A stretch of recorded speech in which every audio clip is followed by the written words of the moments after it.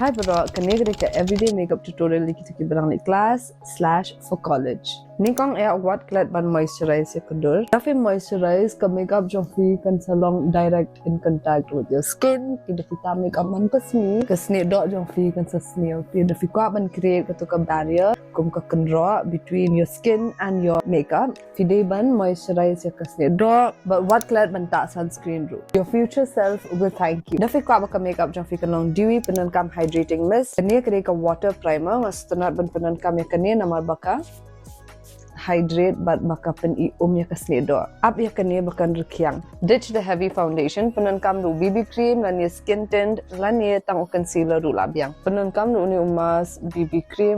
Bandalan filaban penan kam na kecil lan ya a damp beauty sponge for that smooth finish. Lada film dan dark circle filaban skip ya kani ka step tambah da fidan dark circle filaban penan kam concealer. Ini kan ya raban cancel the dampness under the eyes but ban pen ilong fresh. Ya le banumta concealer hang ni hapo eyelid namar ba da fita concealer unsa crease so avoid that. And plus the fidan pigmentation kum ni ulong kum natural eyeshadow. Ta blush for that lifted look. Ya uni ru filaban blend beauty sponge. Lar bantak niat na khmud for that cute sun-kissed vibe. Lada fidan oily skin. That translucent powder haki areas along oily, especially on the T-zone.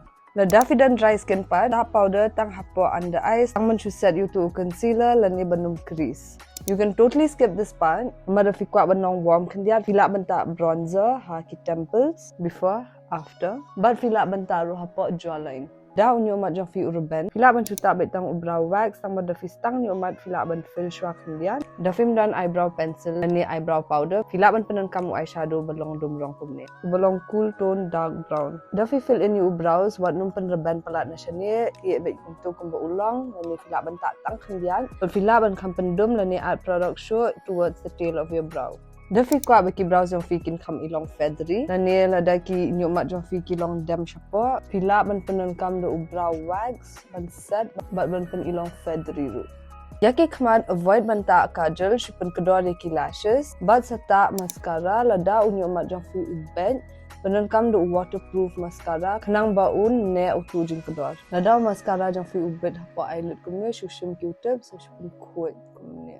Fila bantak mascara hapo lower lash ru kandiat. Boom, instant wake up. Dafi kwa that extra pop, fila bantak shimmer haki inner corner. Yaki lips penan kam do lip tint for that effortless perfection. Fila ban add gloss kandiat la dafi stunat bantak gloss. But set yaka makeup jong fi la dafi kwa bakan ne aslam. Kani ka final look cute, quick and college friendly. Tag gi parlok jong fi badan kami kani ka tutorial but what kala ruban follow for more beauty hacks.